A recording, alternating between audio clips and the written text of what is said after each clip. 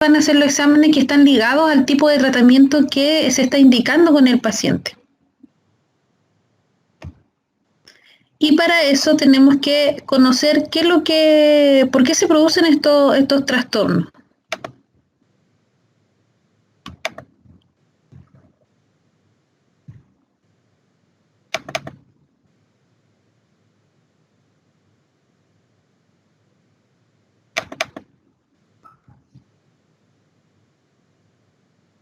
Ahora, estos trastornos, si ustedes visualizan aquí esta diapositiva, hay una llave, ¿cierto?, que tiene una obstrucción a nivel de sus cañerías y de esa manera no logra salir el flujo que corresponde a satisfacer o, por ejemplo, a llenar la necesidad que existe. Entonces, de esta misma manera, en los problemas vasculares periféricos se deben a una serie de trastornos que van a impedir el flujo sanguíneo dentro de los vasos, ya, es decir, la velocidad con que se genera este flujo sanguíneo se ve interrumpida y de esa manera disminuye el aporte de nutrientes, de oxígeno por parte del flujo sanguíneo hacia los tejidos. En esta clasificación nosotros no vamos a hablar sobre los problemas de la aorta, de las coronarias o de las arterias cerebrales, porque esto se va a tratar en otras patologías, ¿ya? Nos vamos a centrar principalmente a las vasculares periféricas orientadas a nuestras extremidades. De una manera anátomo-fisiológico, este sistema vascular, lo que sucede es que debe estar en forma intacta y funcional para poder satisfacer todos los requerimientos que tiene nuestro organismo.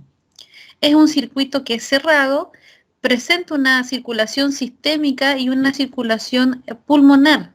Es principalmente lo que está en función. Entonces, de esta manera, si ustedes visualizan este esquema del aparato circulatorio, todas las venas y todas las arterias en algún momento, ¿cierto?, se van a unir. ¿Quiénes participan en esta forma, en estos trastornos? Son principalmente nuestras arterias, nuestros capilares, las venas y los vasos linfáticos. Ya, aquí si ustedes visualizan las venas y las arterias, son diferentes. Ya solamente al verlas nos damos cuenta de que la pared de la vena es mucho más delgada. La vena presenta válvulas también que permiten el flujo sanguíneo hacia una dirección, es unidireccional, ¿ya? No permite que ésta se devuelva y además trabaja en contra de la gravedad. La arteria, por otro lado, es mucho más gruesa. Presentan las mismas capas, solamente que la capa muscular lisa con fibra elástica, que es la capa media, es mucho más gruesa a nivel de las arterias. Entonces, las arterias son las que van a llevar la sangre desde el corazón hacia los tejidos, las venas desde los tejidos hacia el corazón, y estas arterias y venas van a estar unidas a través de los capilares, que también van a llevar sangre al interior de los tejidos. ¿Cómo van a estar formadas? La arteria es mucho más gruesa, transporta, ustedes saben, sangre que está oxigenada a través de la aorta hacia del corazón y los tejidos, y cuando estas arterias se van acercando hacia los tejidos, se empiezan a ramificar en pequeños vasos llamados arteriolas, ¿ya? Acá en el interior encontramos el endotelio, luego hay otra capa, una mucha más gruesa, que tiene un tejido conectivo con músculo liso y fibras elásticas, que es la capa media, y finalmente la externa, que tenemos la capa, la adventicia. Lo mismo pasa acá con las venas, pero la diferencia es que esta capa muscular es mucho más delgada y a nivel interior encontramos hasta las válvulas que permiten, si ustedes se dan cuenta, el flujo así unidireccional.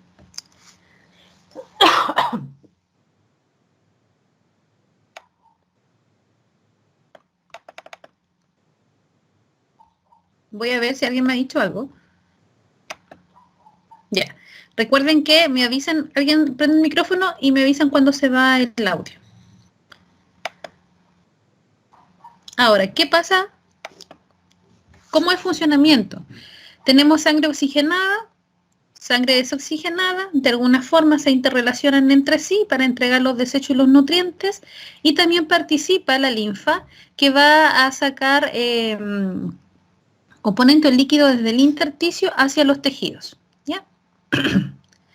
Los capilares son los que nos ayudan en este trabajo y van a ser pequeños vasos que tienen sus paredes muy finas, que van a estar situadas entre a nivel los tejidos y tienen una sola capa de célula. Y estos son los que nos ayudan a conectar con los otros vasos, las arteriolas, las venas y vénulas, y de esta manera se genera el intercambio de productos celulares esenciales, como van a ser el oxígeno, el CO2 y los nutrientes, ¿ya?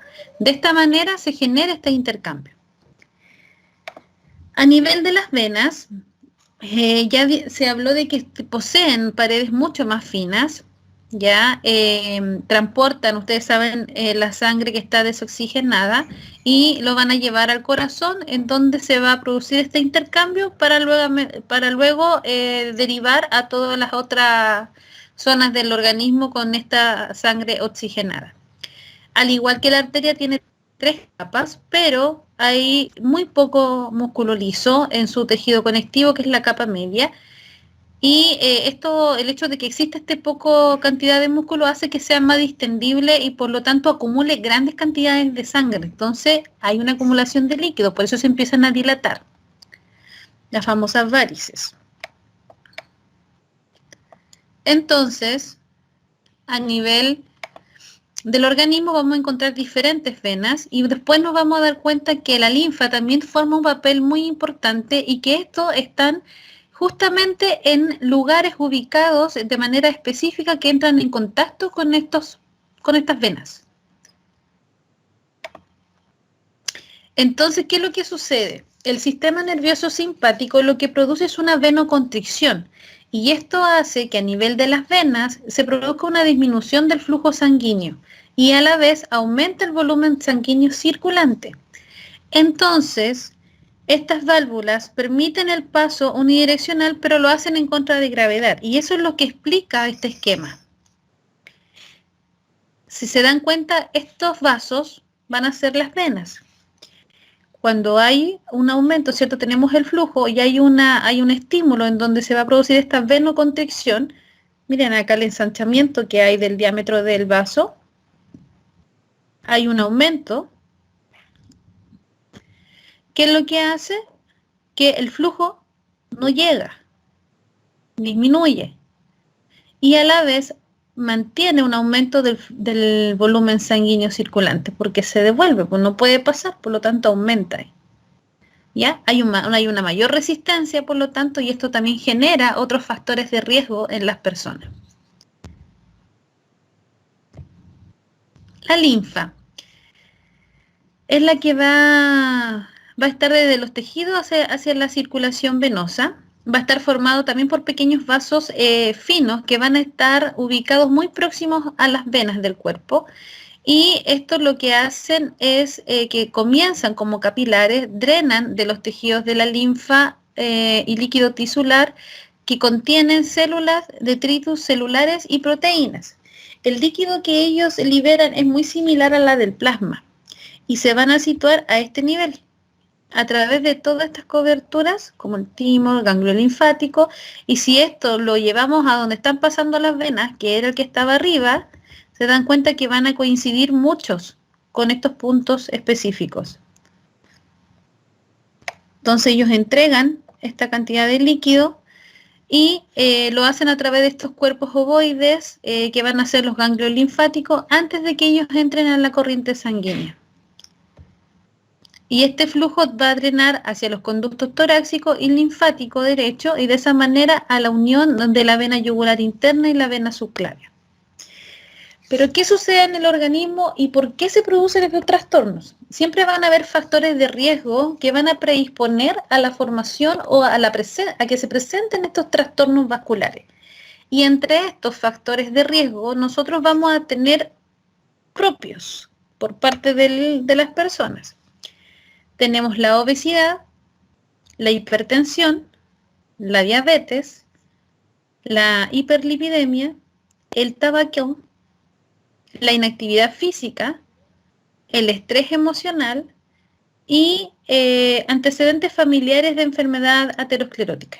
Todo esto en conjunto pueden darse, una de ellas o muchas de ellas en una misma persona, va a predisponer a la paciente o a la persona a que presente estos trastornos vasculares. ¿Cómo van a actuar ellos en nuestro organismo? Por ejemplo, las personas que fuman tienden a predisponer que se presenten las úlceras pépticas y enfermedades ateroscleróticas. ¿Por qué motivo? La nicotina va a provocar una venoconstricción, espasmos arteriales y de esa manera va a disminuir la circulación de las extremidades. Por otro lado, el monóxido de carbono que se inhala al fumar disminuye el transporte de oxígeno hacia los tejidos. Por lo tanto, cuando alguien les responda, no, si el tabaco no produce nada, si yo lo elimino, no. Tanto lo que fumo como lo que elimino va a provocar también factor de riesgo predisponente a trastornos vasculares. Y estas son las causas. Profesora, disculpe que ¿Sí? ¿podría explicar de nuevo la parte de la linfa? La linfa. Lo que pasa es que la linfa también juega un papel importante porque también otorga y entrega contenido hacia los tejidos, ¿ya? Entonces, como que saca a nivel del intersticio, saca esa cantidad de contenido, la lleva hacia los tejidos y a través de estos, luego al torrente sanguíneo. Entonces, por eso es importante la acción que tienen. Si se dan cuenta en esta de acá, la linfa también se interrelaciona con los vasos sanguíneos. Y en esta de aquí tenemos los puntos claves de las venas, en donde se encuentran, que a la vez van a corresponder a estos puntos claves en donde se va a entregar, a donde va a pasar la linfa, ¿ya? Y va a entregar estos contenidos hacia estas venas, ¿ya? Si se dan cuenta, miren los puntos, son los mismos puntos específicos, que van a estar muy cercanos a las venas. Entonces, lo que hacen estos vasos linfáticos es que llevan linfa de los tejidos a la circulación. Por eso yo le decía, sacan contenido del intersticio, pasan a los tejidos y de los tejidos hacia la circulación venosa, entregan también los desechos, lo que deban entregar, y de esa manera se va hacia la circulación pulmonar, donde va a ser oxigenada la sangre y luego rica en oxígeno y en nutrientes, y va a ser devuelta hacia el resto del organismo y entregada a los tejidos. Entonces, por eso participan en forma activa, ¿ya? Y estos vasos linfáticos, si se dan cuenta, drenan de los tejidos la linfa y un líquido tisular. Y ese líquido contiene células, detritos celulares y proteínas. Y la linfa, a través de estos, ¿cómo se va a entregar? A través de los ganglios linfáticos antes de entrar al torrente sanguíneo. Por eso es que pasa hacia el tejido a través de ellos y de ahí se entrega al torrente sanguíneo y se devuelve después hacia la circulación para poder eliminar los desechos o nutrir la sangre o dar mayor cantidad de oxígeno y de esa manera ser enviada nuevamente desde el corazón hacia el resto del organismo y nutrir de esa manera todos los tejidos.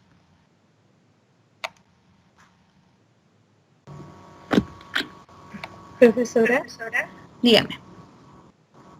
la diapo 11, el líquido que se ve entre la vena o el vaso, ¿qué líquido es ese? ¿Es la linfa? No. Lo que pasa es que este esquema nos ayuda a nosotros para poder explicar qué es lo que sucede dentro de la vena cuando se produce una venoconstricción. Si se dan cuenta, aquí hay un estímulo del sistema simpático donde se producía una venoconstricción, eso producía un ensanchamiento del interior de la vénula, o sea, de la vena, y de esa manera disminuía el flujo sanguíneo. Eso es lo que se muestra en esta.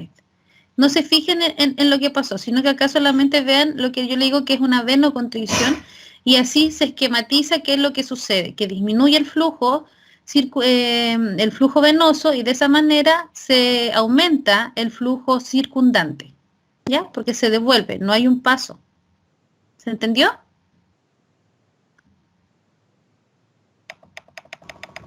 Sí, se entendió, gracias. Ya. Entonces, quedamos en los factores de riesgo y estos factores de riesgo iban a predisponer a los pacientes o a las personas a que se presentaran estos trastornos vasculares. Explicaba recién la importancia del tabaco y cómo ejercía estos cambios a nivel del organismo, provocando esta venoconstricción, y de esa manera disminuía la circulación, y por otro lado el monóxido que se inhalaba disminuía también el transporte de oxígeno hacia los tejidos. La hipertensión, ustedes saben lo que provoca la hipertensión, disminuye también el flujo sanguíneo, aumenta esa resistencia vascular, ¿cierto? Y de esa manera todo va de la mano generando una disminución del flujo. Entonces, la hipertensión, como el hecho de mantener esta hipertensión, lo que hace es que el tejido elástico de las arterias se comienza a sustituir por un tejido mucho más fibrótico, un tejido de colágeno. Entonces aumenta esta resistencia, ya es mucho, hay que vencer esta resistencia para poder que el flujo continúe. Por otro lado, la distensibilidad de la pared arterial también aumentaba esta resistencia al flujo sanguíneo. Cuando empieza a aumentar la resistencia vascular, sabemos que va a aumentar la presión arterial también. ¿Qué pasa con la hiperlipidemia? Ustedes saben que se empiezan a generar placas de ateroma. El año pasado vimos cuál era el funcionamiento del hígado frente a las grasas. Se puede provocar esta esteatosis hepática, donde el hígado se llena de grasa, ¿ya? Y estos depósitos se comienzan a alojar acá al interior de las arterias, y de esa manera también disminuyen el lumen, por lo tanto disminuye el flujo sanguíneo. Y eso es lo que provoca principalmente la hiperlipidemia, estos depósitos de grasa a nivel de la pared interna de las arterias. Que es lo que ustedes después van viendo que se va formando las placas de ateroma. La obesidad es uno de los factores que contiene varios otros factores más, porque la obesidad en sí predispone a que se genere la diabetes, a que el paciente ya cae en una inactividad física, aumenta la presión arterial y aumenta la hiperlipidemia. Entonces los pacientes que en sí se mantienen obesos no tienen solo ese factor de obesidad, sino que inmediatamente ya presentan estos casi 4 más, ¿ya? Por otro lado, tienen una cantidad excesiva de agua, y eso, el edema también va a comprometer los vasos sanguíneos. Hay una mayor congestión venosa y hay una sobrecarga a nivel del corazón y también otra sobrecarga a nivel de los vasos sanguíneos. El corazón trata de suplir esta necesidad, ya, y comienza a latir más, bombea mayor cantidad de oxígeno pensando que quizás no está llegando donde debe llegar, y de esa manera se agota, crece, ya, primero y después se agota. Entonces, la obesidad es un factor muy importante en que se generen estos trastornos vasculares, porque no solamente encierra la obesidad en sí, sino que ya el hecho de ser obeso va de la mano con tener 4 factores más. La inactividad física también, ¿cierto? Pero aquellos pacientes que mantienen una actividad física activa promueve mucho más la contracción muscular y la relajación. Entonces, esto hace que se mejore el retorno venoso hacia el corazón, porque se comienza a bombear mucho más sobre los músculos y las venas, y de esa manera mejora el desarrollo de esta circulación colateral. Y esta circulación colateral es aquella que va a aparecer principalmente cuando hay una disminución del flujo de las piernas, cuando hay una obstrucción, y es la que nosotros comenzamos a ver y comienzan a aparecer como las conocidas arañitas así en las piernas. El organismo trata de suplir esta necesidad y busca a través de esta circulación colateral poder entregar los nutrientes necesarios para mantener al organismo. Ya, por eso es importante cuando hay problemas y comienzan a aparecer este tipo de circulaciones porque ya algo está pasando, porque el organismo está tratando de compensar. Y algo que no es menor y que hoy en día se da mucho más en el mundo es que el estrés emocional también genera un trastorno a nivel vascular. El estrés estimula el sistema nervioso simpático y provoca esta vasoconstricción periférica. Mantenemos nuestras manos frías. Ustedes saben cuando hay una presencia de un miedo, algo que rápidamente le genera ¿aló?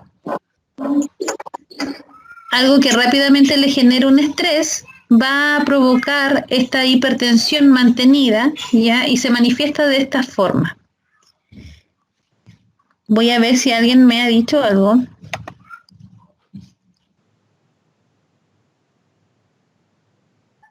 A ver, mira.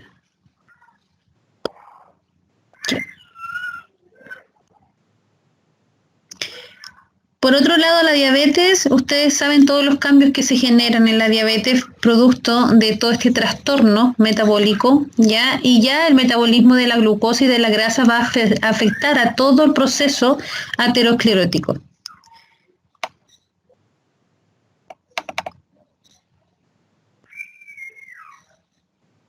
¿Dudas hasta aquí, chicos?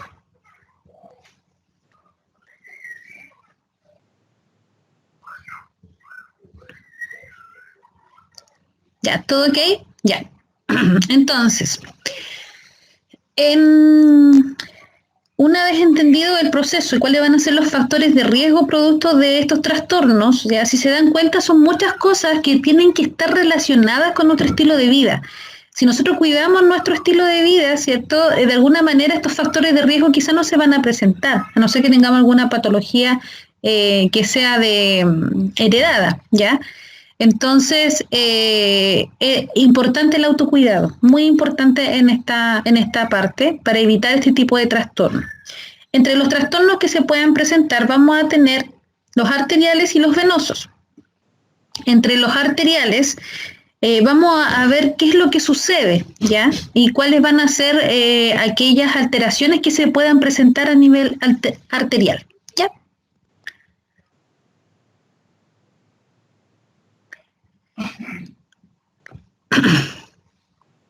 Trastornos arteriales. ¿Qué es lo que sucede aquí? Aquí llamamos a la enfermedad como trastorno arterial, no al grado de obstrucción que existe, sino al grado de daño que puede provocar en el cuerpo en la zona afectada, que está privada de la circulación, ¿ya? ¿Por qué?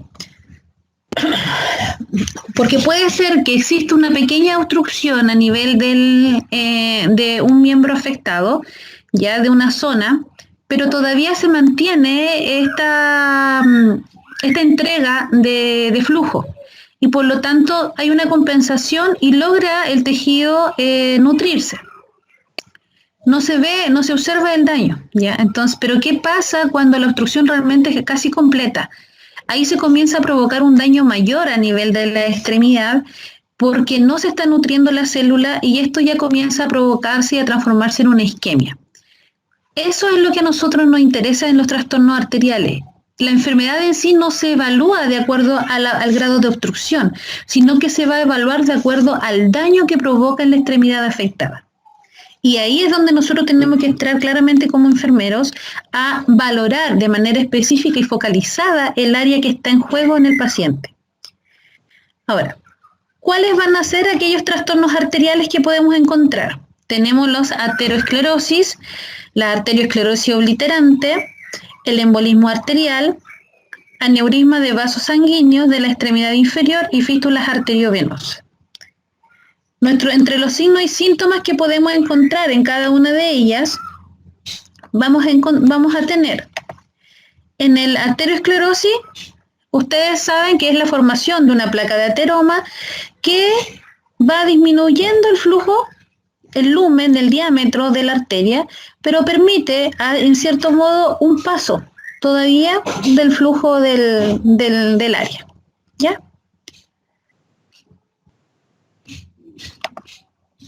Entonces, este estrechamiento de la arteria puede progresar hasta llegar quizá a una obstrucción, a una trombosis, al desarrollo de un aneurisma o a que esta misma se rompa, que es una de sus complicaciones. Esto va a hacer que disminuya el aporte de nutrientes y de oxígeno, provocando la necrosis tisular, que es lo que le decía yo que cuando ya comenzamos a ver los signos de isquemia.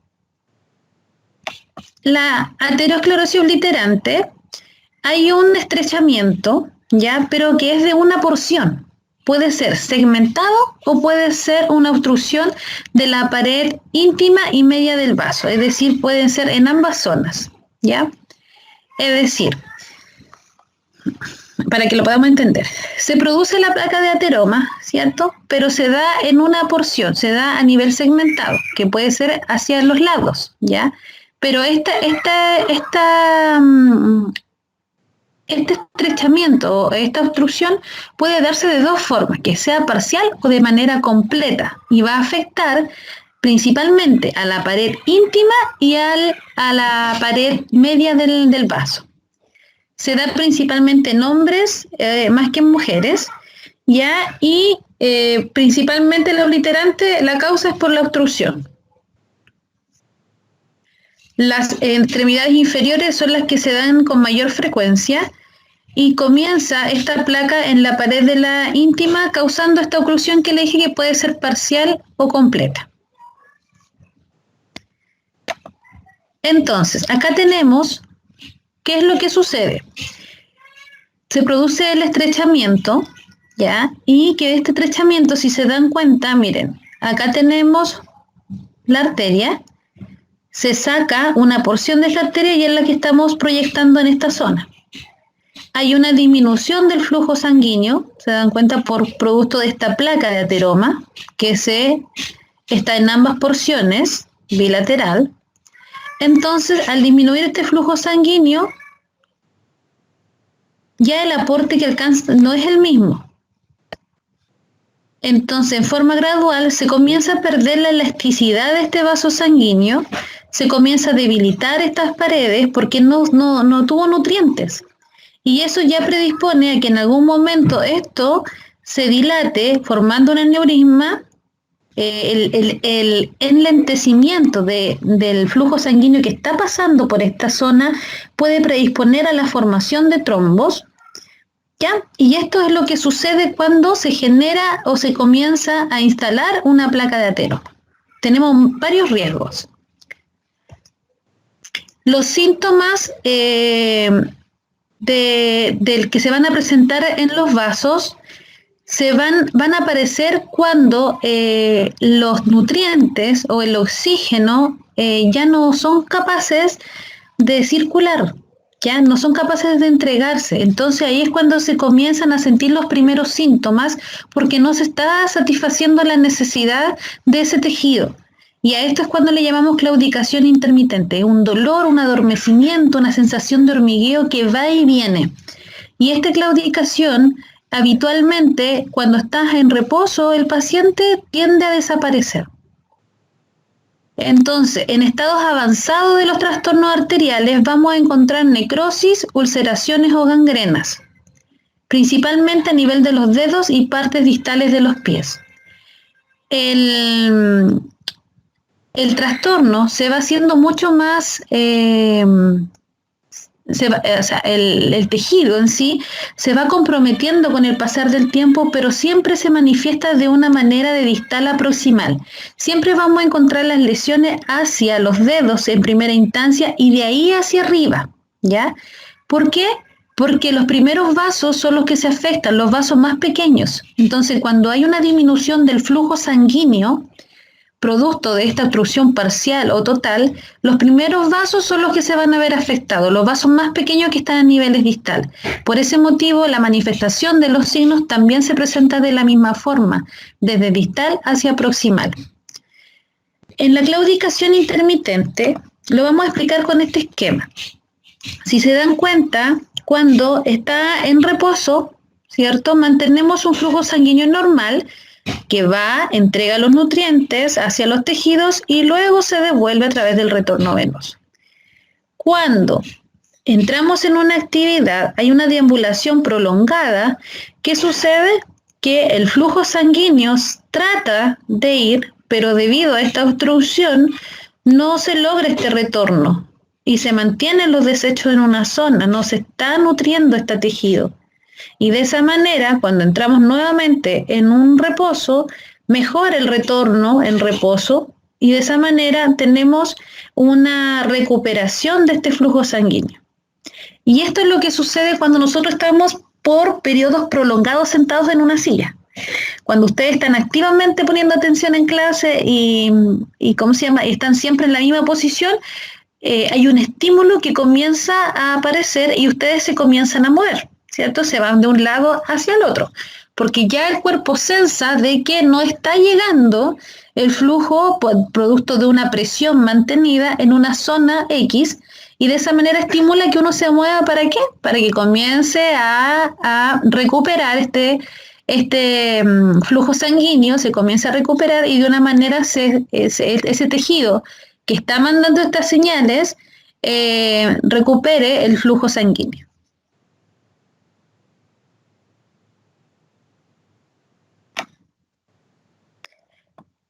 ¿Qué pasa con el embolismo arterial? Ya. El émbolo, para que se genere, primero tiene que haber un coágulo. Por ejemplo, esta zona de acá, se generó esta pequeña obstrucción, acá se enlenteció el flujo, se generó un coágulo y de esta manera uno de estos trozos de coágulo se desprende, se libera y por lo tanto viaja hacia una zona más baja de la extremidad y se impacta en otros vasos sanguíneos de menor diámetro. Esta la proyectamos hacia acá y ahí es cuando el émbolo se aloja. Entonces bloquea la circulación sanguínea y de esa manera comienza a provocar el trastorno vascular. Eso es una de las causas del trastorno arterial. Entonces, los émbolos son pequeños coágulos que van a estar flotando en la sangre circulante. Habitualmente se tienden a generar productos de otras patologías como la fibrilación arterial, el infarto, la insuficiencia cardíaca o alguna enfermedad vascular. O también puede ser una placa de ateroma que se puede desprender de otra zona. Entonces, el émbolo ya es transportado por el sistema arterial y comienza cuando se impacta va a tapar a una arteria o un vaso de menor tamaño. ¿Eso qué hace? Que los pulsos periféricos o los pulsos distales también se vean alterados. Nosotros como enfermeros siempre debemos valorar ambos pulsos de ambas extremidades, no solamente de las extremidades afectadas. Es importante que en algún momento quizás marquemos el lugar en donde se encuentra el pulso, porque quizás después, con el tiempo, este pulso también se ve afectado y nos cuesta encontrarlo, ¿ya? Así que a veces es importante marcarlo, de esa manera nos vamos.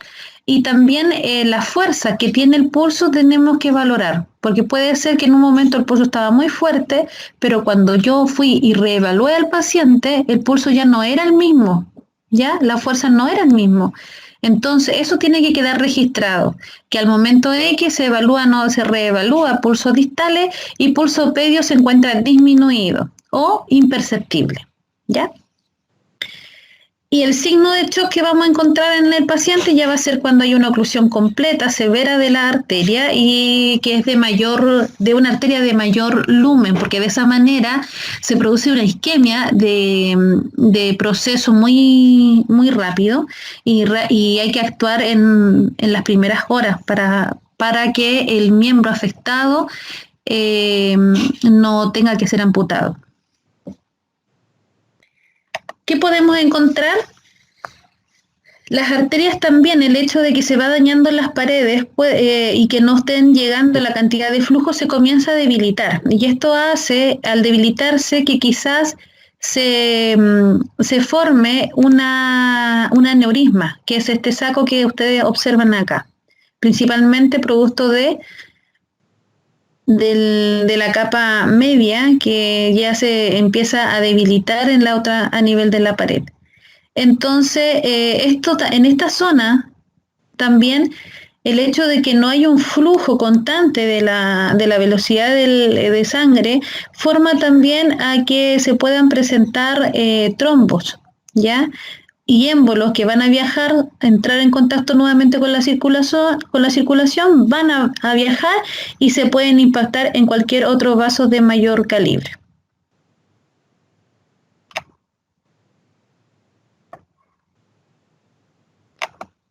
La fístula arteriovenosa, nosotros habitualmente la conocemos para referirnos quizá a la diálisis, ¿cierto?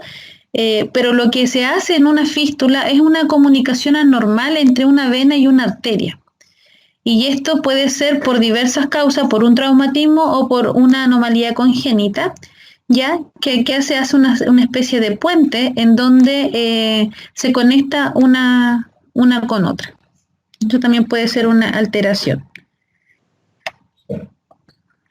Como valoración de estos pacientes, lo que recién les mencionaba es que se centra principalmente en la observación, en el tacto, ya en la inspección, buscar cuáles van a ser estos factores de riesgo, y tenemos que valorar esta extremidad que está comprometida, siempre considerando los pulsos distales. Si no encuentro los pulsos pedios, me tengo que ir a los tibiales posterior. Si no encuentro el tibial posterior, tengo que ir subiendo hasta la poplite, ¿ya? Pero la idea es encontrar cuál es el pulso que está presente, porque de esa manera yo puedo evaluar en unas horas más si el pulso que en un momento estuvo presente ya no está, o quizás aquel que no estuvo ahora va a estar. Entonces es importante valorar estos pulsos, valorar la calidad de la piel del paciente, ver la temperatura de esta piel, si está fría, si está tibia, ya, porque si es un paciente que está con una alteración arterial, va a tener una piel fría, se va a notar una piel y los dedos cianóticos, su llene capilar va a estar aumentado. O sea, va a estar enlentecido, mayor a 3 segundos. Entonces,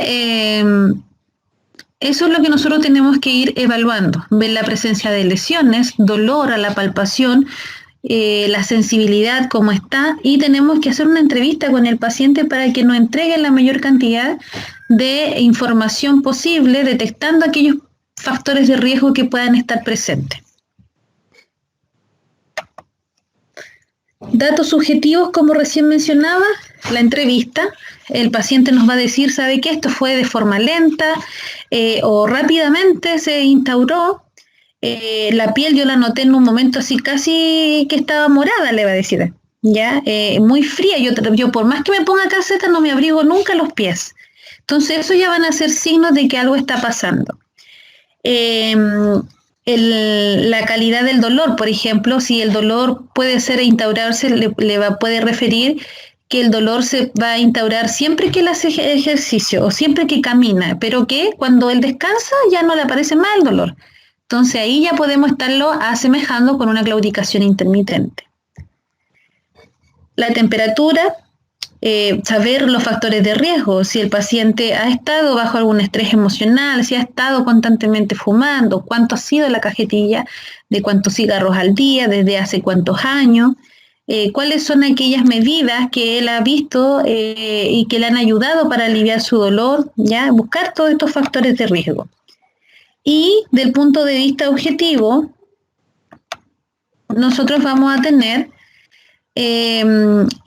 tenemos que valorar cómo se encuentra la piel, si es brillante, está tenso, la ausencia del vello incluso, porque no se está nutriendo, se empieza a caer todo, cómo es el color de esta zona, si ahí está pálido, si está enrojecido, si hay cianosis distal, si está fría la palpación, si hay presencia o no de lesiones, ¿ya? Si se dan cuenta, miren cómo es la zona, mira ahí el enrojecimiento y hay lesiones, ¿ya?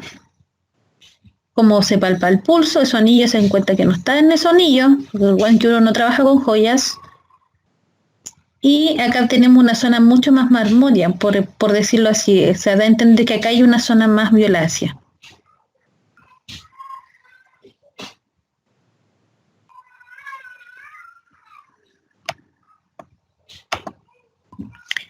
El llene capilar mayor a 3 segundos, ya les hablé sobre el medir los pulsos periféricos.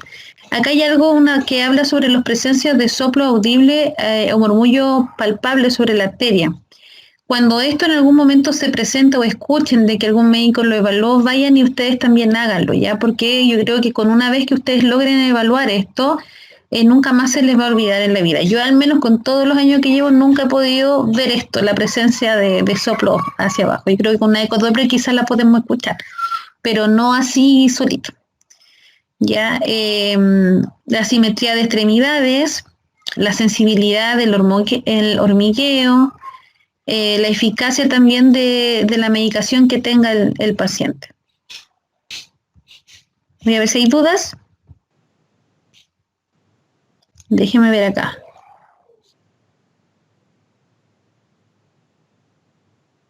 Ah, y ahí se le ve el power.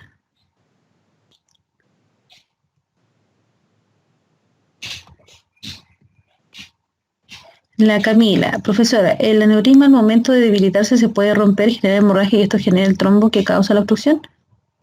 A ver, acá es como una pregunta mezclada, Camila.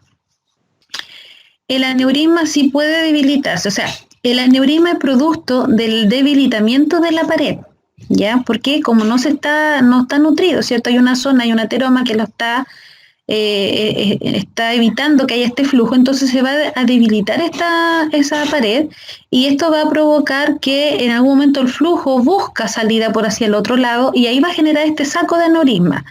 En este saco de aneurisma, en algún momento, si el flujo es demasiado y la presión es muy grande, se puede romper y obviamente va a provocar hemorragia, especialmente en aquellas aneurismas abdominales, ¿ya? Son de los grandes vasos, son muy letales.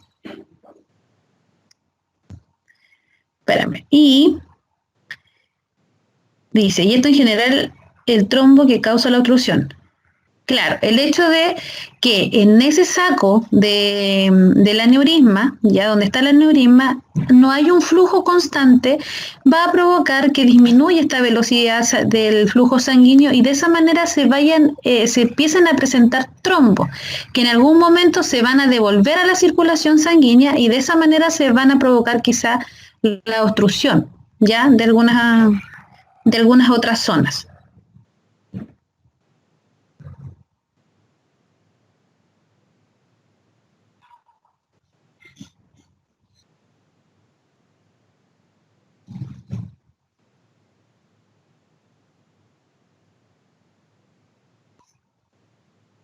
No, cuando tú hablas del lumen, que a ver, la placa de ateroma se va a insertar a nivel interna, ¿ya?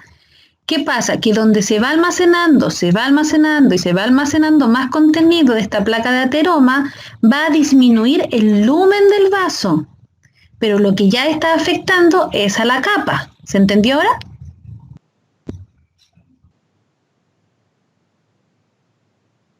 Ya, ok. Estamos bien entonces, voy a seguir. ¿Sí?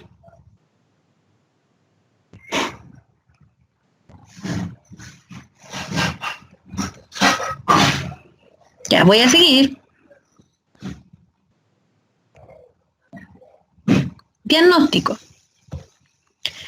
Entre los trastornos arteriales, los diagnósticos van a estar dados principalmente por la arteriografía vascular periférica. Ya que lo que nos ayuda a este sistema es detectar cuál es el vaso que, primero, cómo se encuentra este vaso, cuál es la calidad que vamos a encontrar de ese vaso.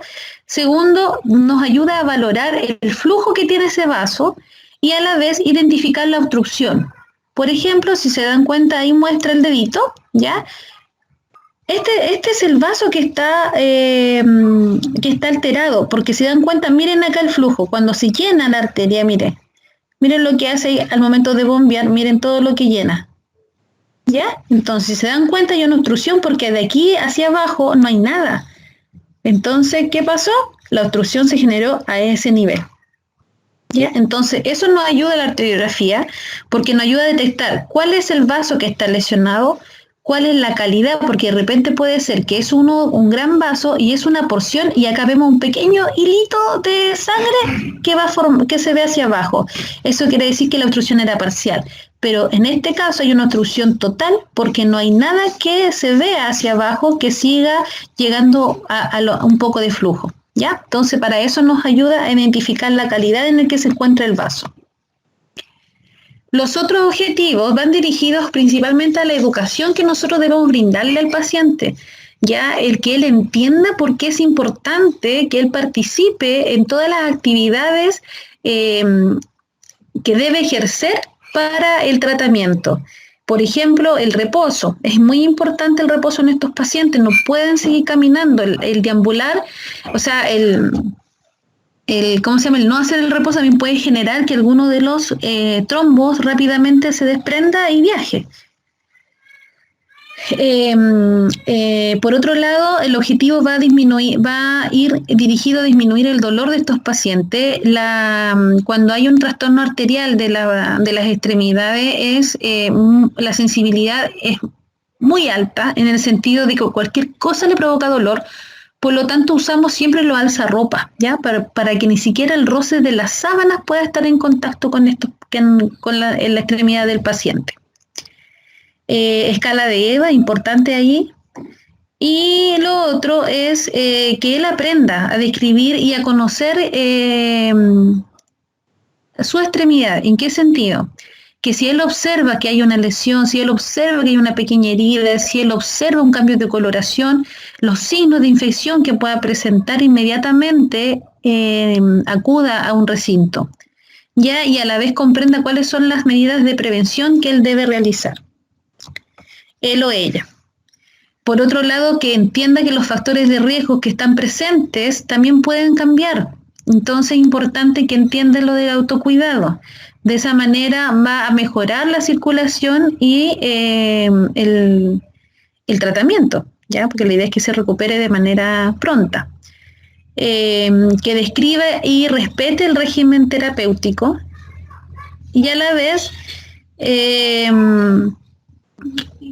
que comprenda cuáles van a ser aquellas medidas que van a mejorar mantener una buena perfusión.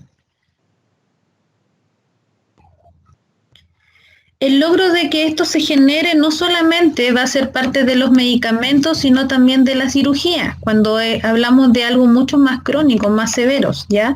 Donde ya hay un compromiso por una necrosis, por una isquemia mantenida del miembro.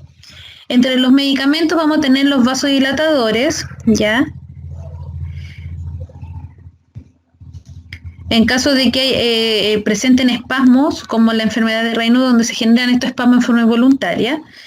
Los anticoagulantes, que son los que nos van a ayudar a prolongar el tiempo de coagulación.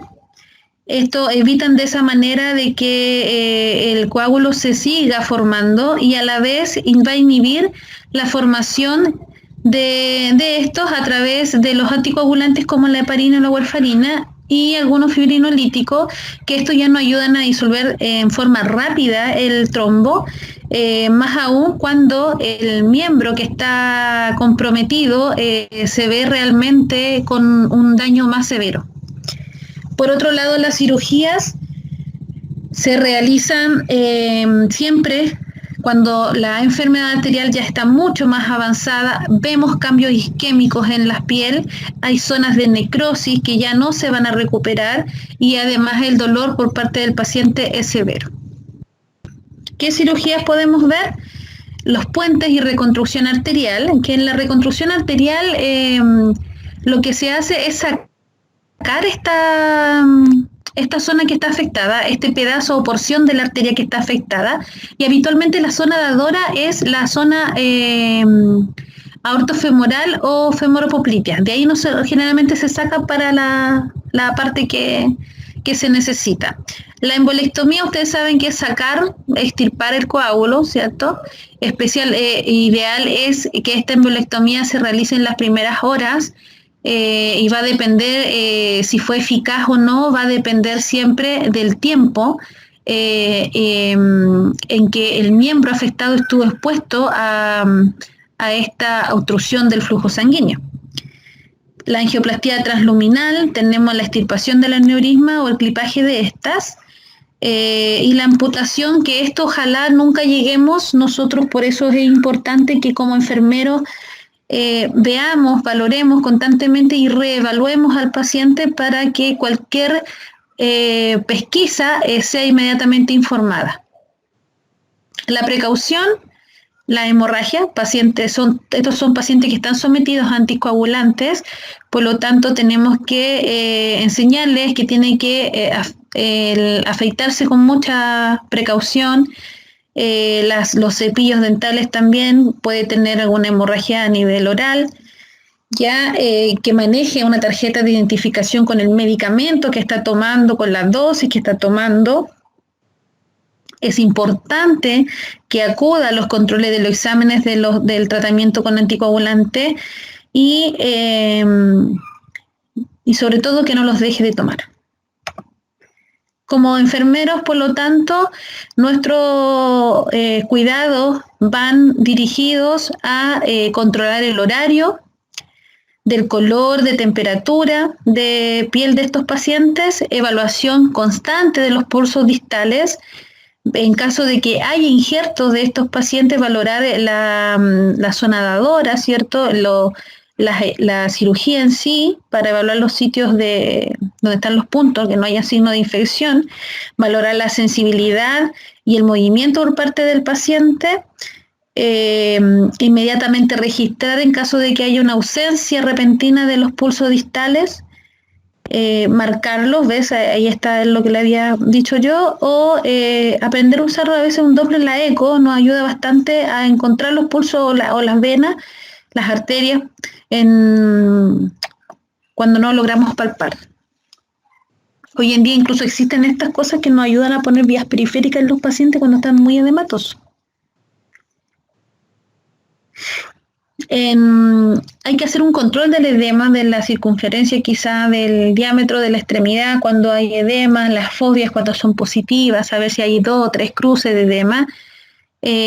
Monitorización continua en estos pacientes, presencia de fiebre también, el dolor, siempre, nunca olvidar nuevamente los pulsos distales y favorecer siempre la perfusión, la buena circulación. Realizar los cambios de posición en estos pacientes. Es cierto que estos pacientes también a veces tienen mayor dolor, no les gusta que los muevan, entonces quizás no va a tolerar el cambio de posición, pero sí el acoginamiento. Por lo tanto, nunca olvidar que todo paciente se puede mover. Quizás no se le va a realizar el cambio de posición, pero sí los acoginamientos cada 2 o 3 horas. Evitar el cruce de piernas, y el uso de los alzarrobas para evitar el roce de la extremidad con la sábana, aumentando el dolor del paciente. Aquí está la embolectomía, se está sacando de un vaso sanguíneo, lo ideal que se haga entre las 6 a 10 primeras horas para evitar la necrosis muscular y la pérdida de la extremidad. Entonces siempre la efectividad de este tratamiento va a depender del tiempo que tuvo expuesto la extremidad a la isquemia.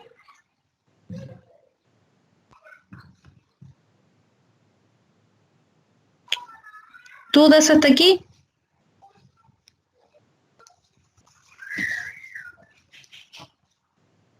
¿Tienen alguna duda?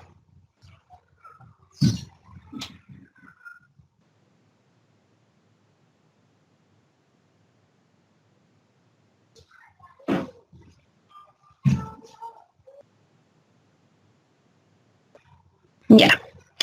Vamos a pasar entonces a los trastornos venosos.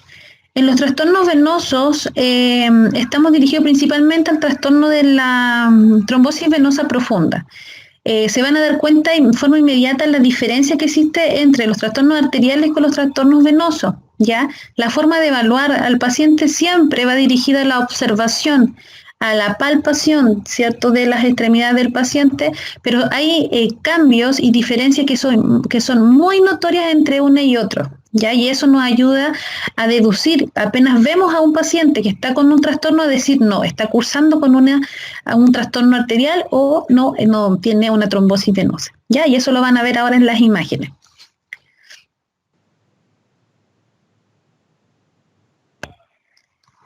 La trombosis venosa profunda es la presencia de un coágulo en el sistema vascular periférico. El 98% se va a provocar en las extremidades inferiores y la mayor complicación que puede provocar la trombosis venosa profunda es la presencia de una embolia pulmonar, ¿okay? Es decir, tenemos un coágulo que está obstruyendo de manera parcial o total el vaso. De esta manera, esto se puede desprender, forma el émbolo, viaja y llega hacia la circulación pulmonar, impactándose y provocando esta embolia pulmonar, ya que muchos conocen como después el tromboembolismo pulmonar. ¿Qué pasa con esto? Dijimos que las venas tenían válvulas, ¿ya? Y estas válvulas permitían el flujo y el paso del flujo sanguíneo unidireccional en contragradiente, es decir, de aquí hacia allá, ¿cierto? Y eso es lo que se provoca. Pero para que se provoque esta trombosis venosa profunda se deben dar por lo menos 1 de 3, o sea, se tiene que presentar 3 episodios para que se genere esta trombosis venosa profunda. Y eso es lo que conocemos como la tríada de Virchow. La tríada de Virchow ya fue descrita por el patólogo alemán Virchow en 1856, en donde él ya describió estas 3 situaciones que se podían presentar e iban a predisponer a la generación de una trombosis venosa, ¿ya? ¿Por qué? Porque independiente si se producía una de estas 3, cualquiera iba a estimular a las otras 2, pero siempre estos iban a estar presentes para que se generara la trombosis. Lo primero que encontrábamos era la éstasis venosa, en donde hay un enlentecimiento del flujo sanguíneo. Luego, puede presentarse una alteración de la pared o una hipercoagulabilidad. Y estos iban a formar la tríada de Virchow.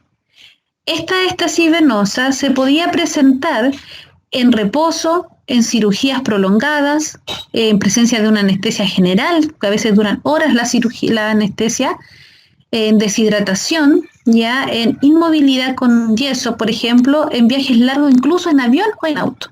Ahí ya se podía generar una éstasis venosa. Entonces, producto de eso, se presentaban manifestaciones.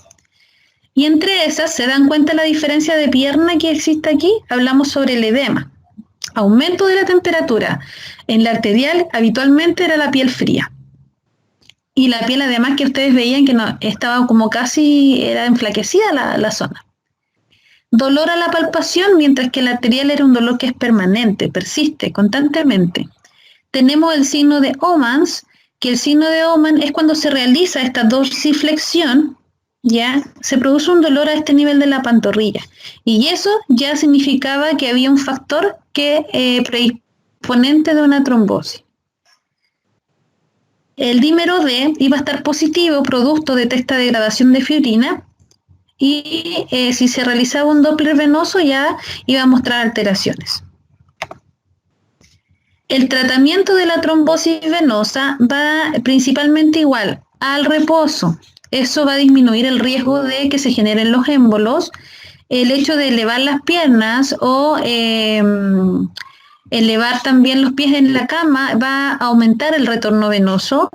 El tratamiento dirigido va a los anticoagulantes. También hay trombolíticos. Las medias elásticas son muy importantes después de una cirugía. Habitualmente nosotros por lo menos las 10 primeras horas no las retiramos, ya, pero sí después de eso, en los primeros En el transcurso de los días se hace un horario que nosotros manejamos 1 a 3, 1 por descanso y 3 horas puesta a la media, ¿ya? Y en los filtros de vena cava, donde se pone una especie de paraguas dentro del vaso, en donde sirve como un colador, es decir, atrapa el filtro, atrapa todos estos coágulos que se puedan desprender en algún momento. Y la tromboembolectomía que ustedes ven, donde se lleve es como un gancho que se lleva el coágulo. La prevención siempre en las patologías de los pacientes que estén en riesgo, que presenten estos factores de riesgo. Las intervenciones quirúrgicas son prolongadas, cuidar a los pacientes que tengan puestas sus medias antitrombóticas, realizar el ejercicio de pierna, la deambulación precoz, ya el uso de vendas elásticas y la profilaxis con heparina, que es lo que vamos a ver en un momento más.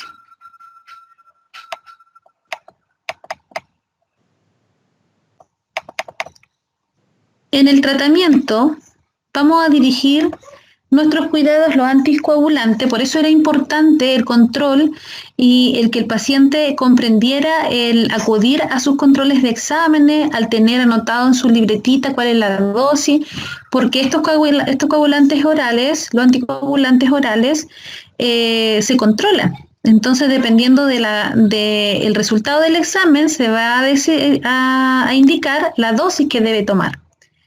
Tenemos los antiagregantes plaquetarios, está la heparina, tenemos también anticoagulación con heparinas de bajo peso molecular, como la que tenemos acá, y otros fibrinolíticos que también se pueden usar. Las generalidades que tienen, y aquí le hago un alcance para que ustedes nuevamente estudien la cascada de coagulación, porque el tratamiento anticoagulante va dirigido especialmente a estos factores de la cascada de coagulación, para que ustedes entiendan qué es lo que está sucediendo en el organismo y por qué se está dando ese tipo de tratamiento. Entonces, ustedes saben que la cascada de coagulación se tiene que dar a 2 niveles, por una vía intrínseca y por una vía extrínseca. En la intrínseca lo que hacemos es a través de la trombina y su precursor es la protrombina. Entonces hay un tipo de anticoagulante que está dirigido y que va a ser controlado con este examen. Y por otro lado tenemos la vía extrínseca, que habla del factor tisular, que liberado ante cualquier lesión de los tejidos, y normalmente este se encuentra libre en el plasma. Lo que hacen es pasar de un factor que está inactivo a otro factor activo, y de esa manera se cataliza el paso de protrombina a trombina, y este paso va a ser luego de fibrinógeno a fibrina. Entonces, importante, chicos, que nuevamente repasen la cascada de coagulación para que vean cuáles son los factores que están involucrados en este tratamiento. ¿Cómo se van a clasificar? Los anticoagulantes orales que actualmente usamos nosotros están derivados del dicumarol, y este se aisló en 1920 porque se dieron cuenta que era un agente causal de la enfermedad hemorrágica del ganado, que la llamaron enfermedad del trebo dulce. De aquí se derivaron 2 familias de fármacos, las indadionas y las cumarinas. Las indadionas nunca se usaron o se dejaron de utilizar porque eran muy tóxicas. Y las cumarinas del dicumarol, estas no las ocupamos actualmente, pero sí las enocumarol en la warfarina. Y estas son las que hablamos del tratamiento oral. Lo que hacen ellos, estos anticoagulantes orales, inhiben a ciertas enzimas que van a ayudar a catalizar el paso de las vitaminas K, que también actúan en la cascada de coagulación, ¿ya? Y de esa manera van a requerir, que la vitamina K se va a requerir para poder que se activen otros factores. ¿Ya? Entonces, de esta manera, estos anticoagulantes orales lo que hacen es bloquear esta cascada de coagulación a través de ciertos factores. Vamos a encontrar reacciones adversas propias de estos medicamentos, y entre ellas ya tenemos lo principal, que es la hemorragia. Por eso es importante conocer cuánta es la dosis que está tomando los pacientes, porque a veces en la entrevista no lo consultamos y cuando colocamos una vía venosa el paciente tiende a sangrar más de lo debido y a pesar de la compresión que se hace, tiende a continuar el sangrado. Y ahí le consultamos, ¿toma algún anticoagulante? Sí, le dice. Tomo tanto, y esa era la causa. Entonces, con mayor razón, ¿por qué? Porque si el paciente requiere ser sometido por algún motivo a alguna cirugía, ese antecedente tiene que estar y el médico debe estar informado para no encontrarse con ninguna sorpresa durante la cirugía. Por otro lado, necrosis cutánea, que habitualmente aparece entre el tercer y el 10º día y va a estar relacionada con el déficit de proteínas, malformaciones fetales y rara vez vamos a encontrar alopecia o necrosis del intestino delgado y urticaria. ¿Qué otro anticoagulante vamos a tener? La heparina sódica, que esta es la que nos vamos a quedar un buen ratito ahora para poder que aprendamos los ejercicios.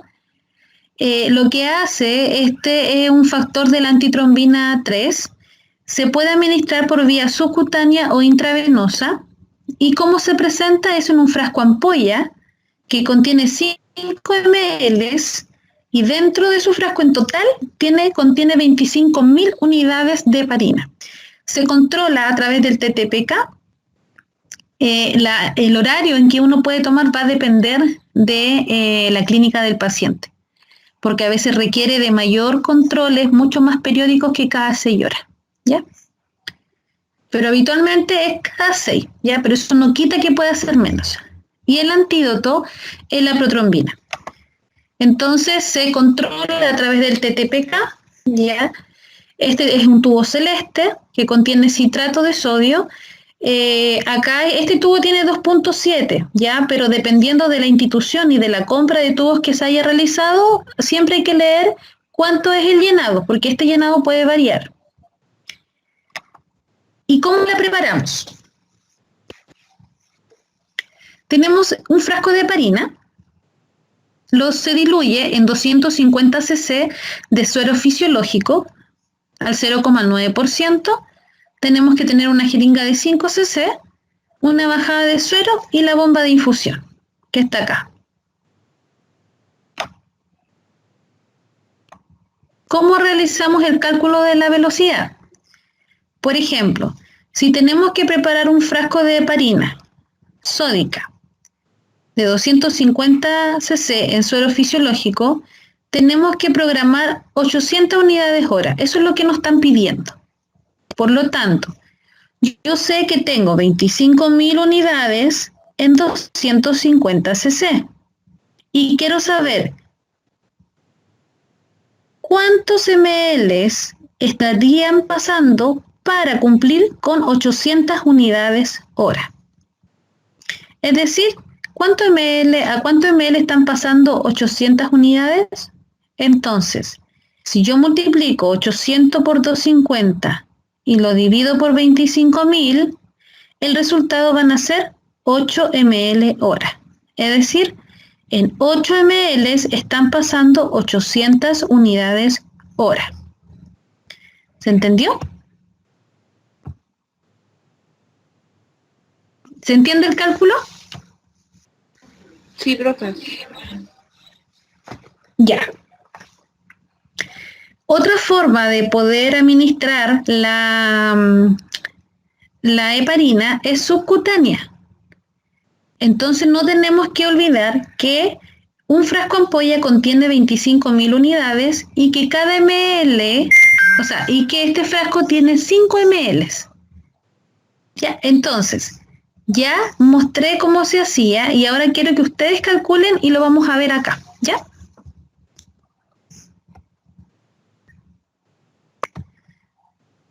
Ya, ese es el ejemplo, este es el primer ejercicio.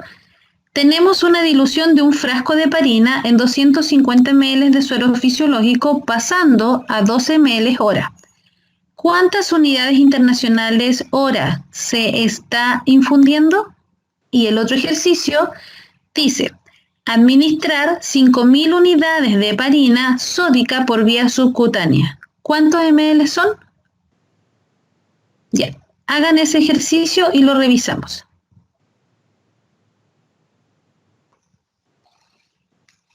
Tienen 5 minutos para hacer esos dos ejercicios.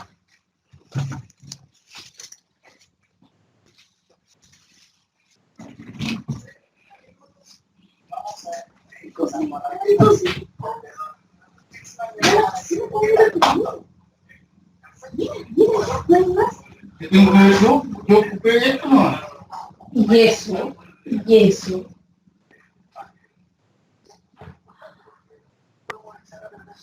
O sea, lo que tuviera en la estaría hasta acá.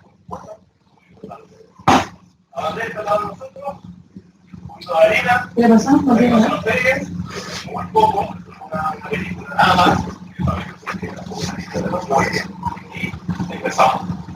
No la hice dulce, tú sabes que no puedo comer muy dulce. ¿Qué cuesta?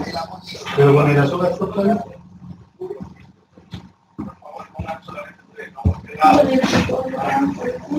No me parece.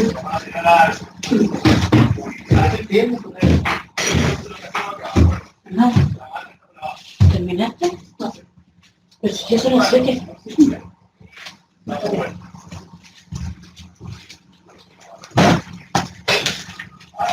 Me iba a echar más.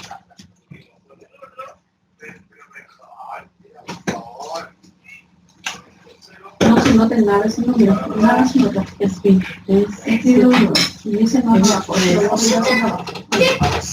¡Qué buena! ¡Qué buena, mamá!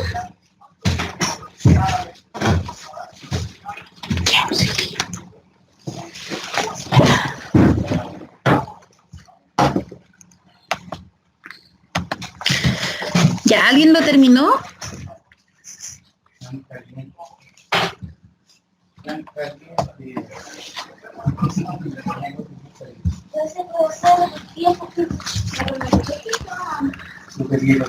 Profesora, para la segunda. Ya, la voy a colocar. Espera. Y ahí está.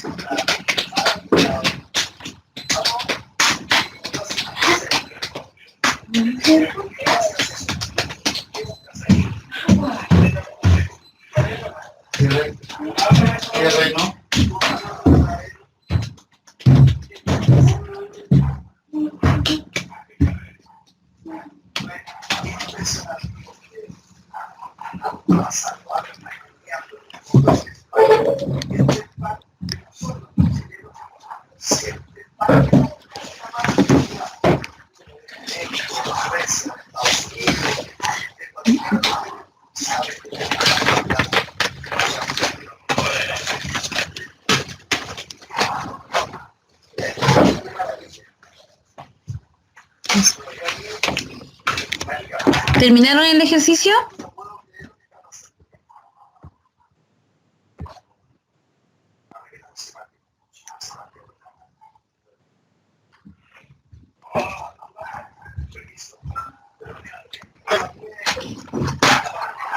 Ya. Lo vamos a hacer ahora.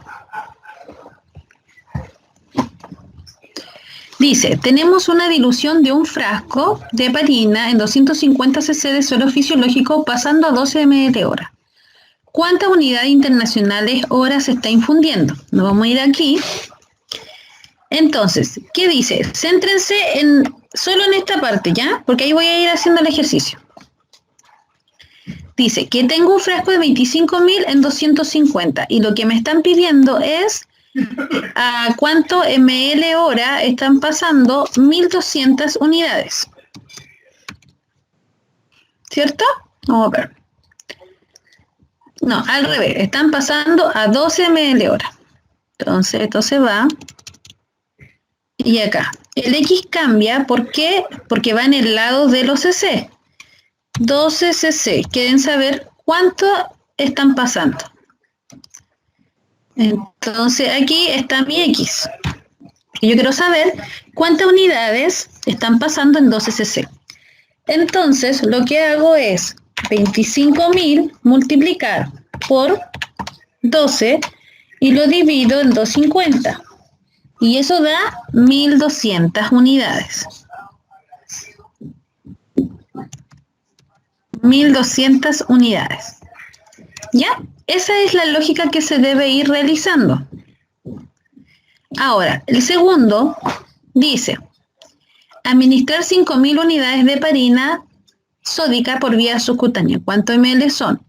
Sabemos aquí que el frasco de heparina tiene 25.000 unidades y que cada frasco trae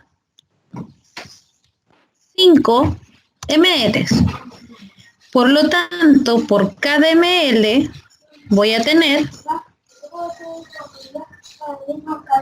5.000 unidades. Porque el 25.000 lo divido por 5 y eso me va a dar por cada ml 5.000 unidades. ¿Ya? ¿Se entendió?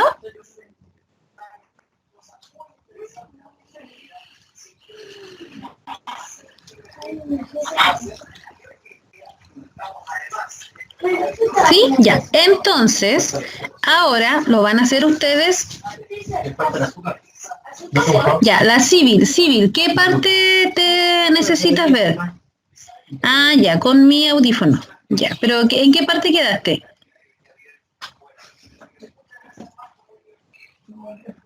Ya. ¿Qué parte quieren que repita? ¿La parte de la infusión de heparina o la parte subcutánea?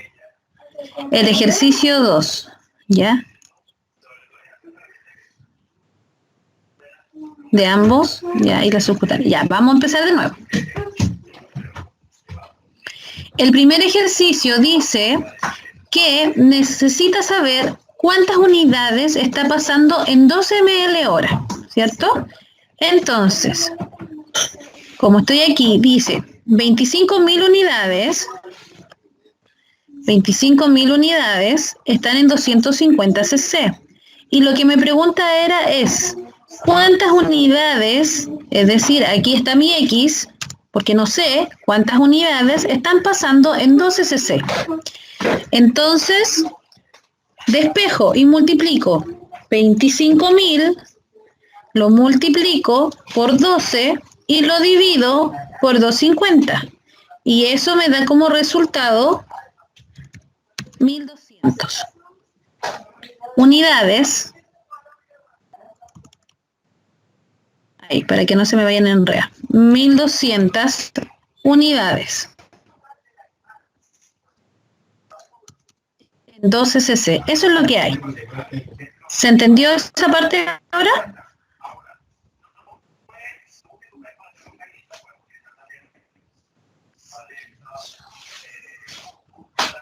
¿Se entendió el de la infusión? Ya, entonces ahora vamos a ver el de la subcutánea.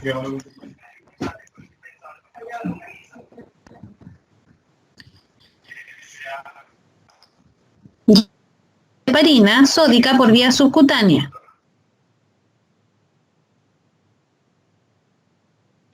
Un frasco de heparina tiene 25.000 unidades. Por lo tanto, si yo sé que tengo 25.000 unidades, 5 cc, que es lo que contiene el frasco, ¿cuántas unidades voy a tener? Al revés. Voy a sacar si necesito administrar 5.000. Esa es mi ecuación. Por lo tanto, como yo sé que en un frasco ampolla tiene 25.000 unidades y cada frasco contiene 5 cc, yo necesito saber cuántos cc debo sacar para administrar 5.000 unidades. ¿Sí? Entonces, si yo multiplico 5 .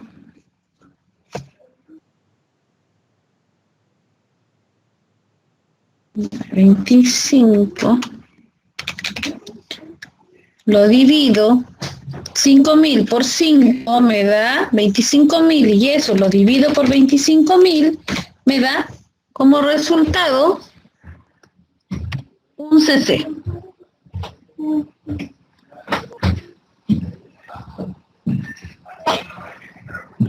¿Se entendió?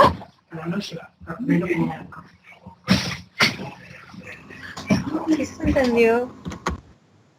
Ya.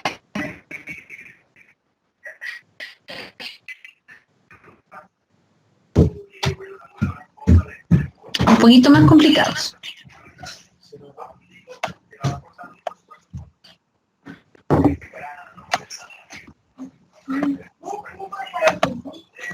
Esto tienen que desarrollar ahora. Tienen 4 ejercicios. El primer ejercicio dice, ¿a cuántos ml corresponden 1.500 unidades hora de heparina? El segundo, ¿a cuántas unidades hora corresponden 7.5 ml hora de heparinas en PIC? En bomba de difusión.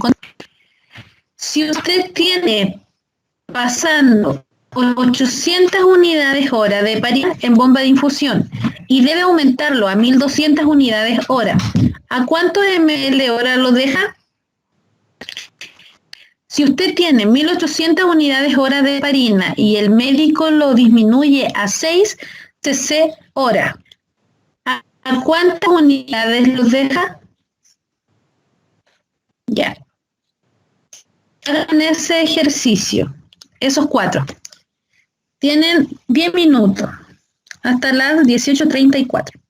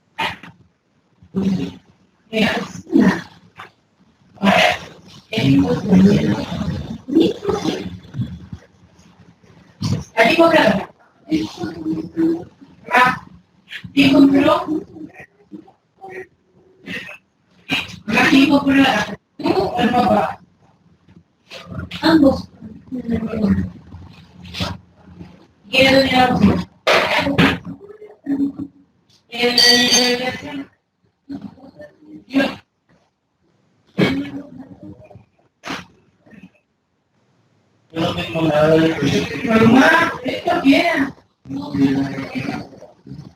Ya. Pero bótalo. No, hay un huevo. Una regla.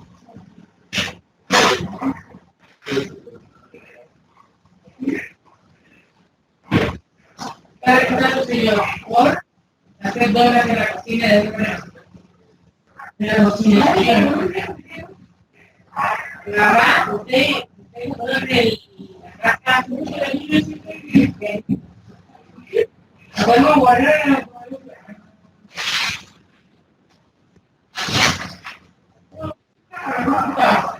la casa cuando se instaló el condominio, un año después de instalar el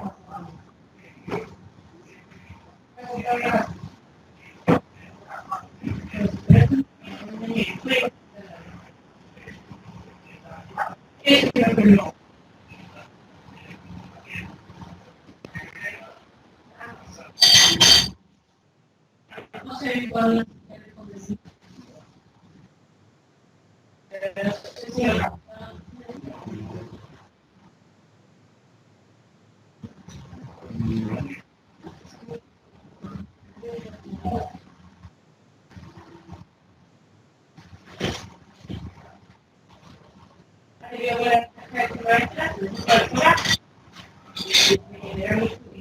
Y por ahí los huevos al papá y a los padres, y entonces ahí en el post se caga.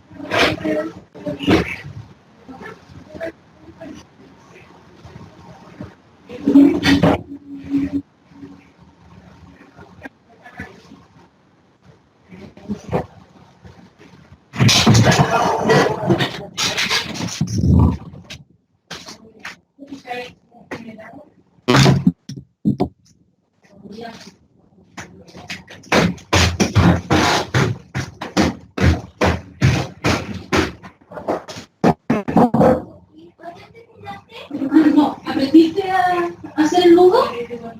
El nudo de zapato. ¿Eso para qué?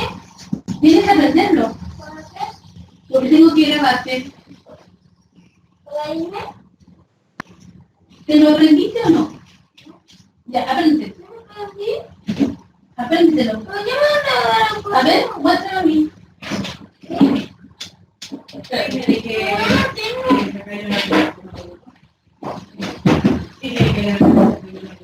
Quiero que te lo hagas y la aprendas y la tienes que grabar. ¿Por qué? ¿Por qué? Porque después que te cambió los platos.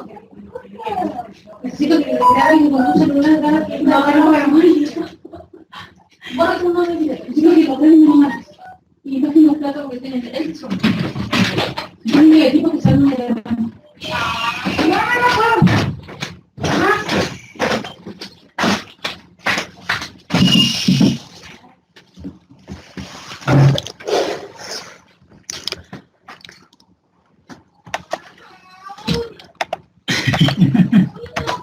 Ya, ¿terminaron?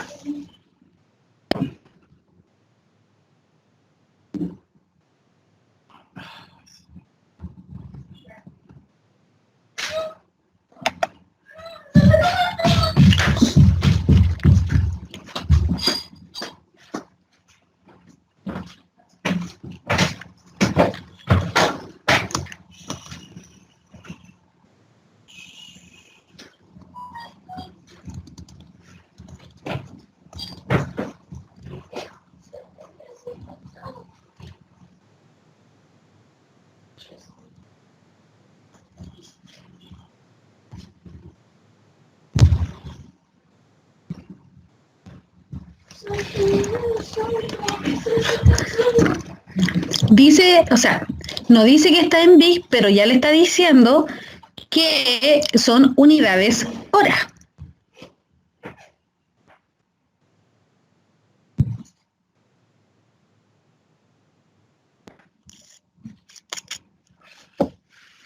Por eso tienen que leer.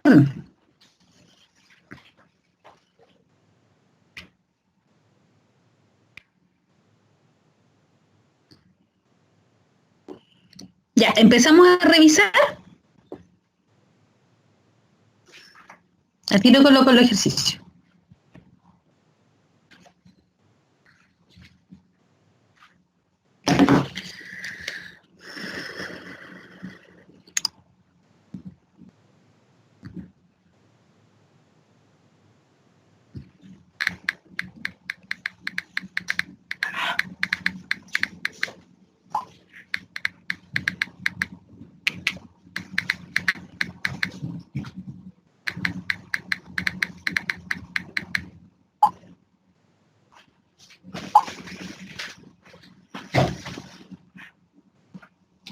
Si alguna vez un otro estudiante está molestando, o sea, de los alumnos en la clase online molesta al profesor por una cosa. Dice, profe, para subir el audio, presione Alt y F4. Lo presionan pero se salen del de llamada.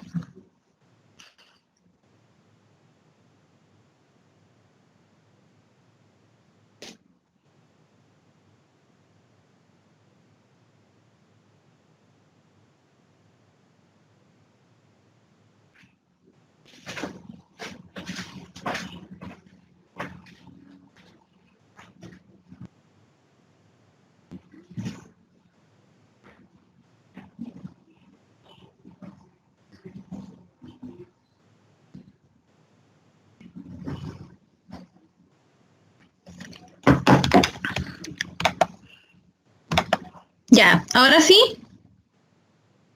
¿Lo revisamos?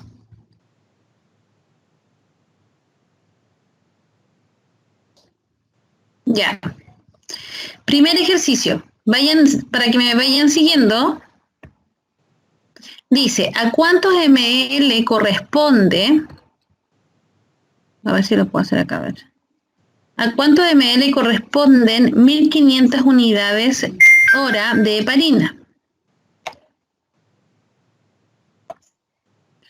Lo voy a achicar aquí para poder hacer aquí el texto.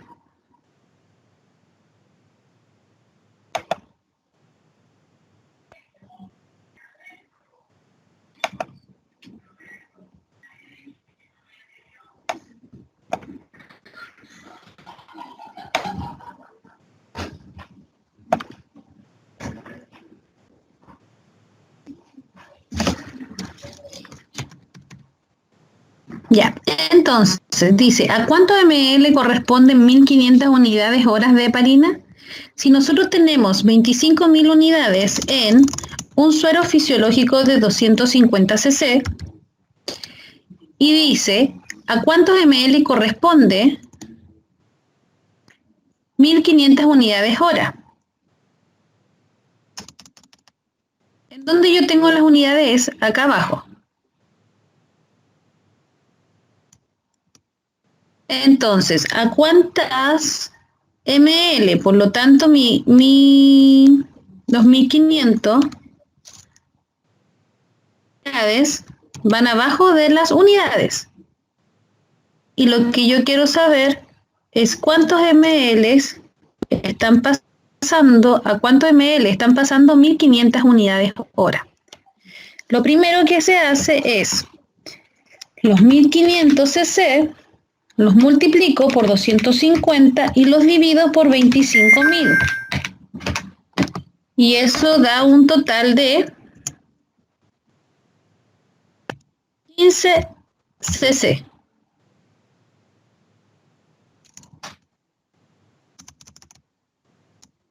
¿Sí? 15 cc. A eso estarían pasando. ¿Estamos bien con el primer ejercicio? Ya, muy bien. Segundo ejercicio. Dice, ¿a cuántas unidades hora corresponden 7.5 ml hora? Ahora me están hablando sobre ml hora. Por lo tanto, si quiero saber a cuántas unidades y me dan los ml, lo pongo debajo de los ml. Y lo que yo quiero saber ahora es a cuántas unidades están pasando esos 7.5 cc, ¿cierto? Entonces, si yo multiplico 25.000 por 7.5 y lo divido por 250, me va a dar 750 unidades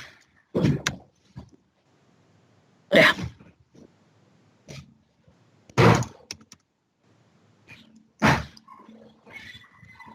¿Sí?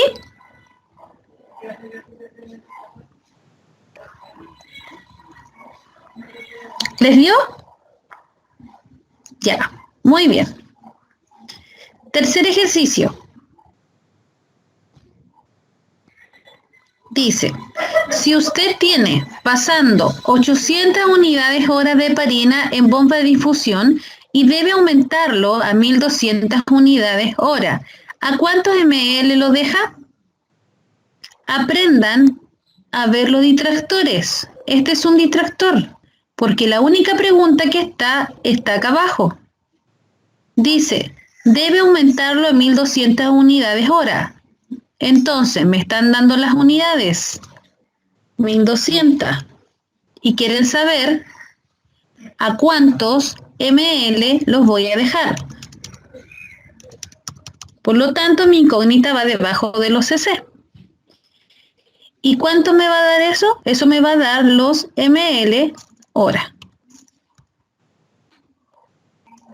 Los ml.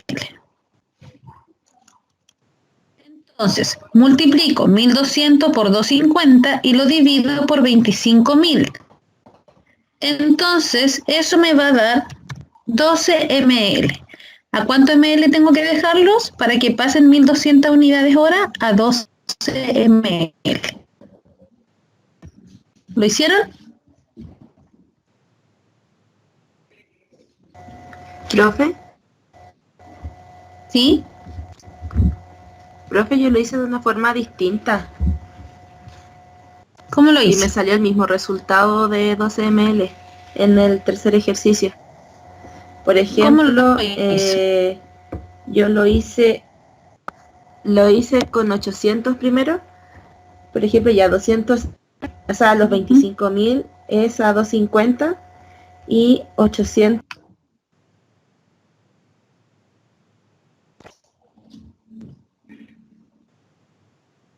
Algo te pasó que se cortó.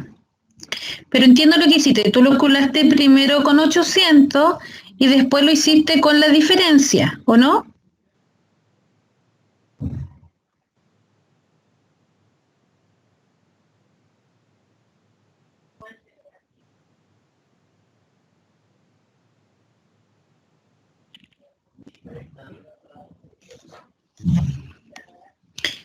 Ya, si lo hicieron así, no está malo, ¿ya? Solamente que se les hace más prolongado el procedimiento, no es directo. Y a veces se pueden confundir. Tienen que aprender a ver los distractores. Tienen que focalizar bien dónde está la pregunta. Porque uno le puede entregar muchos datos, pero al final la pregunta va a ser una sola y está dirigida solamente con una cosa. ¿Ya? Entonces tienen que aprender a sacar los distractores. Ya. Vamos de nuevo a ese ejercicio. Acá. Dice, si usted tiene pasando 800 unidades hora de heparina en bomba de difusión y debe aumentarlo a 1200 unidades hora, ¿a cuánto ml hora lo deja? Entonces, la pregunta es, si yo tengo 1200 unidades hora, ¿a cuánto ml voy a dejarlo? Para cumplir con esta indicación, que son 1200. Tengo 25.000 unidades en 250 cc. Si yo quiero saber que estoy pasando a 1200 unidades hora, quiero saber a cuánto ml corresponden, hago la X en el lado de la CC y me da automáticamente en forma directa los 12 ml. Porque multiplico los 1200 por los 250 y los divido por los 25.000. Y eso me da 12 ml. Y son solo 12 ml, no 12 ml hora. ¿Ya?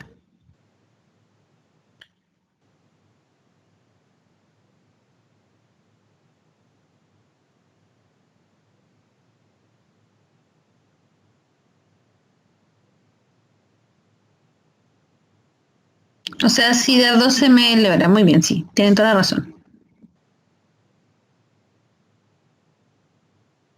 Ya, ¿se entendió? Pasamos entonces al otro ejercicio. Dice, si usted tiene 1800 unidades hora de heparina y el médico le disminuye a 6 cc, ¿a cuántas unidades lo dejó? Entonces, ¿cuál es mi incógnita? Las unidades. Y me dicen que ya quedó a 6 cc hora.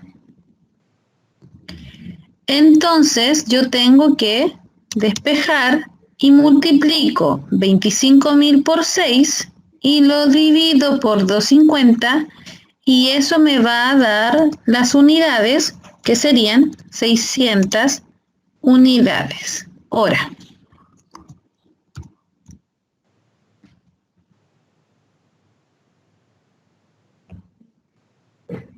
¿Se entendió?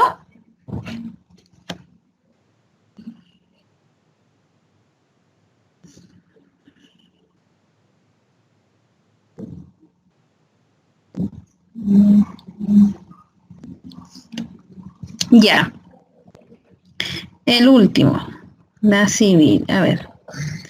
Dice que tenemos 1800 unidades horas de heparina y el médico indica disminuirla a 6 cc hora. ¿Cuántas unidades lo dejo? Mi incógnita, ¿cuál es mi pregunta? Unidades. Porque me está preguntando cuántas unidades lo dejo. Por eso la X va debajo de las unidades.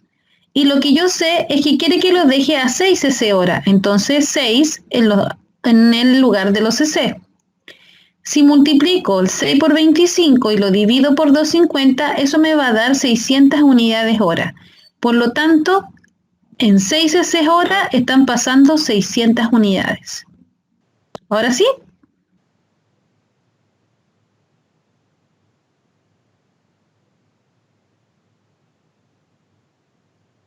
Milenka, ¿alcanzaste? ¿Lo viste?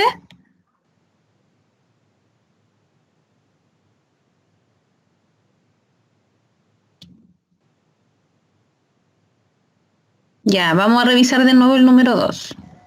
Sí, profe, ahora sí lo alcancé a escuchar. Gracias. Ya, el número 2 están pidiendo la Tania. Número 2, ya. Dice, ¿a cuántas unidades horas corresponde 7.5 ml horas de heparina en infusión continua? Dice, recuerda que tenemos 25.000 unidades en 250 cc. La pregunta está en ml. Dice, ¿a cuántas unidades? ¿Cuál es la duda? Saber cuántas unidades están pasando. Por lo tanto, mi X va en el lugar de las unidades. Y quiero saber cuántas van a pasar en 7.5 cc hora. 7.5.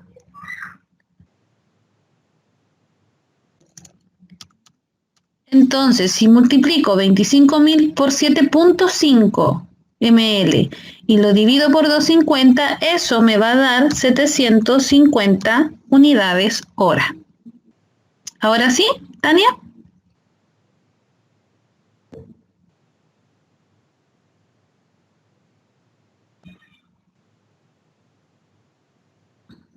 Ya. Siempre, siempre, siempre que aparezca unidades horas, BIC, bomba de difusión continua, quiere decir que es una preparación, hay una solución ahí que se hizo, ¿ya?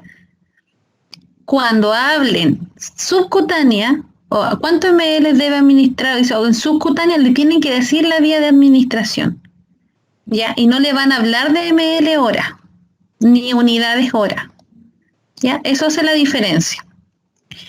Y ahora, otra forma de verlo mucho más fácil es así. Yo sé que en 25 ml, o sea, 25.000 unidades, tengo 250 cc. Entonces yo quiero saber cómo está hecha esta dilución en unidades. Es decir, yo quiero saber cuántas unidades están pasando por un cc. Entonces, si yo multiplico 25.000 y lo divido por 250, me va a decir que esa preparación contiene 100 unidades por ml. Entonces, como yo ya sé esta constante, se me hace mucho más fácil hacer el cálculo de infusión. ¿Por qué? Si voy aquí, por ejemplo, a la primer ejercicio, dice, ¿a cuántos ml corresponden 1500 unidades? ¿Qué tengo que hacer ahí? Pasarlo a cc. Y yo sé que 100 unidades corresponden a un cc. Por lo tanto, divido los 1500 por 100 y con los ceritos, resto al tiro los ceros porque se tachan, la regla de matemática, se tachan los ceros y eso me queda 15 partido por 1 y esos son 15 cc. ¿Ves? Da directo. Lo mismo pasa acá. Dice, ¿cuántas unidades hora corresponden 7.5 ml? Como yo sé que un ml equivale a 100 unidades, inmediatamente le voy a, como tengo que multiplicarlo, porque acá son 7.5 ml, y yo sé que uno solo me vale 100, tengo que multiplicarlo por 7.5. Le multiplico por 100, regla de los ceros. Tengo 2 ceros a mi favor, por lo tanto debo agregar 2 ceros. Un cero se corre el espacio y le agrego el otro cero y se transforma en 750. ¿Se entendió?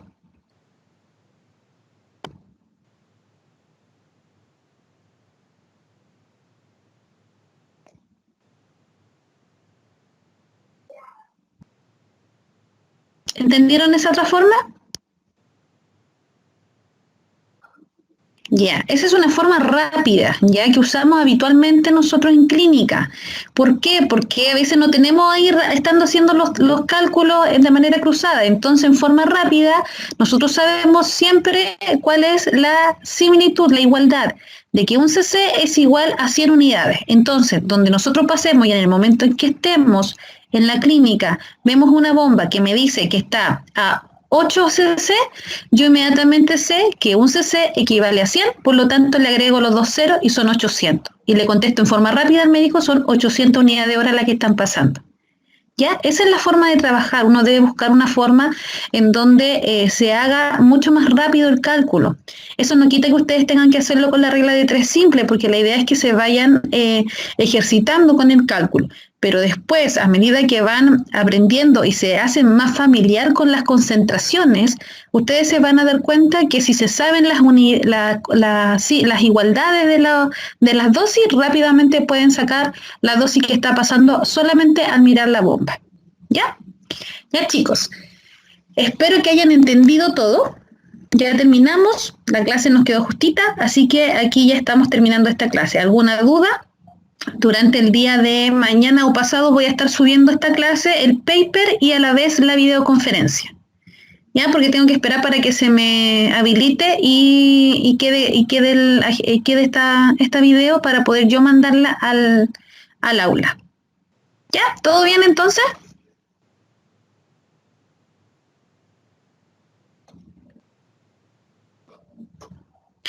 Se supone que ustedes cuando ingresan apretan inmediatamente la lista porque sale que ustedes se pasan la lista. Pero en todo caso lo que yo hago es ver bien en la reunión, ahí me sale quiénes se conectaron y yo eso lo estoy escribiendo, ¿ya? Para tener por si acaso igual un respaldo. Mira, en la sección anterior había niños que tampoco dicen que le daba la opción y algo hicieron, porque de repente a los que no le aparecía, después le apareció. Así que háblenlo en el WhatsApp mejor, y así la gente que también tuvo problemas y después le funcionó, te puede mejor despejar la duda.